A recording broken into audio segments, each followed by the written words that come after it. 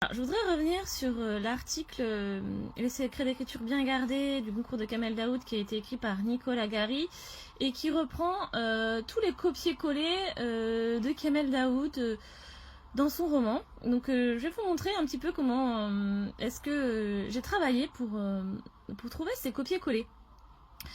En fait j'ai lu le livre, hein. Voilà, tout simplement. Donc là on a la page 194. Là bon, vous voyez j'ai marqué 194 pour que tout le monde puisse se repérer. Donc on a deux copier-coller que j'ai repérés.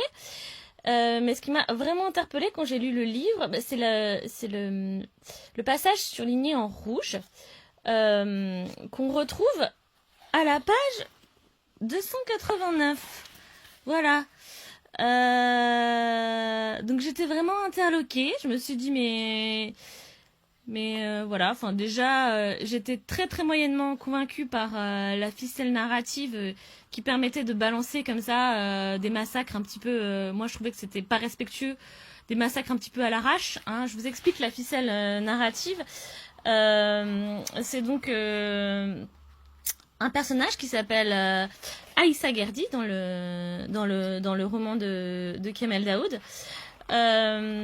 Aïssa Gerdi, Aïssa en arabe, on peut le traduire par Jésus, tout simplement. Et Gerdi, c'est le singe, le bon singe même. Gerd, c'est le singe, Gerdi, c'est mon singe. Donc Jésus, mon singe, n'est-ce pas? Un personnage, un chauffeur hypermnésique et logoréique balance des massacres comme ça, des séries de massacres au cours de la conversation, voilà, extrêmement naturellement.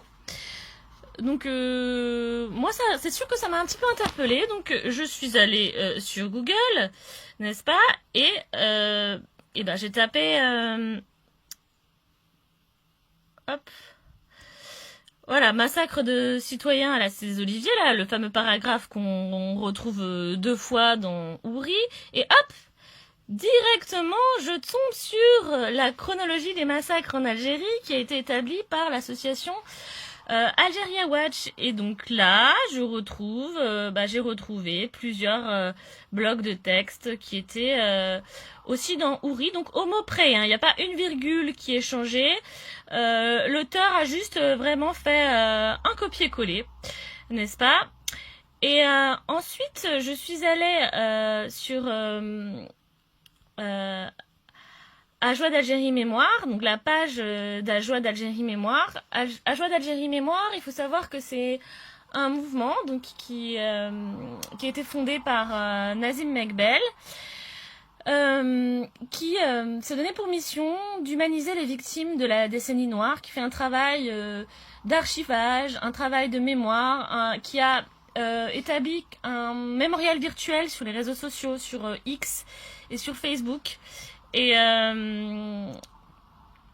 donc tout simplement, j'ai pris les blocs de texte qui me semblaient vraiment très étranges et je les ai cherchés dans la barre de recherche de la page Facebook d'Ajouad Algérie Mémoire.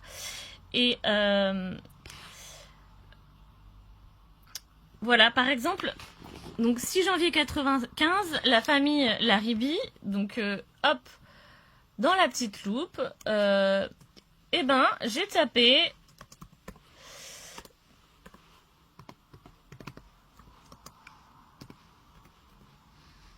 la famille Laribi et voilà, et donc bam, bim bam, bingo, hop, la magie des réseaux sociaux, hop, je tombe sur le texte de Kamel Daoud.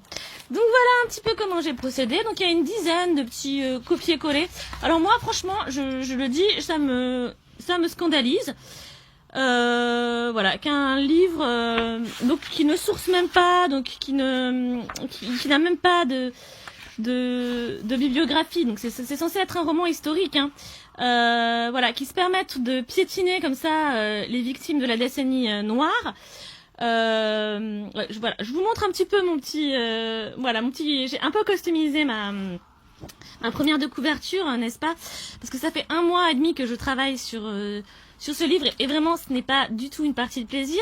Il y a beaucoup de choses à dire sur ce livre. Là, je me cantonne juste au copier-coller pour vous donner, voilà, pour vous montrer un petit peu la face cachée peut-être de Uri, mais il y a plein de choses qui sont problématiques dans ce roman.